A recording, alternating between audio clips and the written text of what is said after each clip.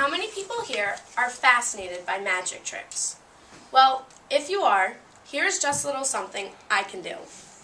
Morgan, is there anything behind your ear? No. Why? Are you sure? Because there's a quarter. You might want to think about showering. Now, if you thought that was amazing, you should have seen what my great-grandpa Hi could do with magic.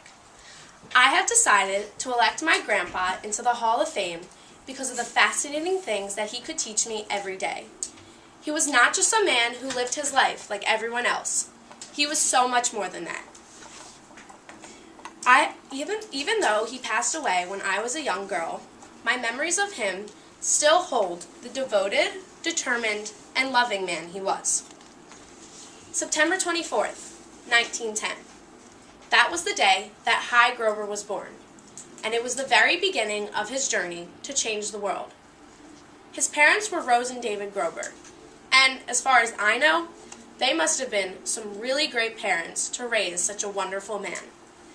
Growing up, he moved from Poland to the United States, and his life was not easy.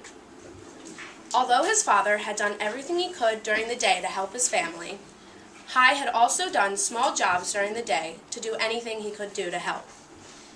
Additionally, he had to help himself at night by going to college. Now, as this may seem fun to some people and very different, it was definitely not easy to work all day and then go to school at night while he was exhausted. He had a great education from college, but his real knowledge came from himself and the lessons that he learned every day.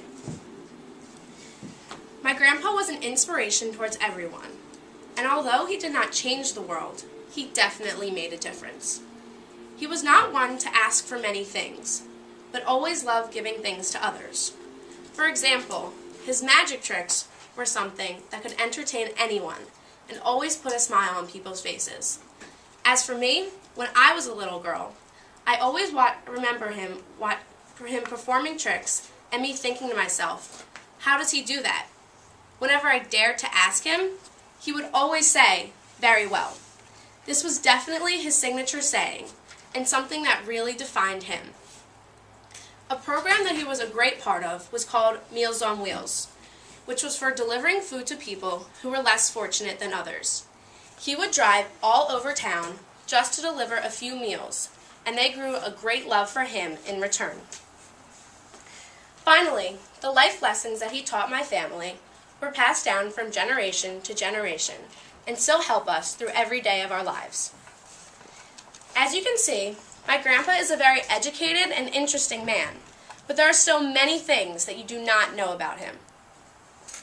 First, something that I am very interested in are the letters that he wrote to the editor of the New York Times. Here are just two of the many letters that he wrote to the editor to comment on what the previous newspapers had to say. This is something very interesting to me because not only was it something very different to do, but it took some great courage to comment on what people had to say in the newspapers. Additionally, something that I have a very great interest in are the letters that he wrote to the Prime Minister and other officials of Israel. He had a great interest and love in the country, so this was something that he would love to do. He would write the letters, donate money, and eventually they would respond back to him. This is something that also makes me very proud because I have a great love in Israel, so it's definitely something that interests me. Finally, his motto of life was Carpe Diem, which means seize the day. Not only did he have this saying for himself, he also had a necklace with the saying on it. Additionally, his name Hi in Hebrew translates exactly to the word life. So this shows how he loved life and everyone that surrounded him. My grandpa was my absolute inspiration and will always be. With his devotion, determination, and unconditional love, he will always be someone that I will look up to. I hope you all believe that he is worthy of being inducted into the Hall of Fame because of his devotion to life and everyone around him. So just remember, Carpe Diem. Thank you.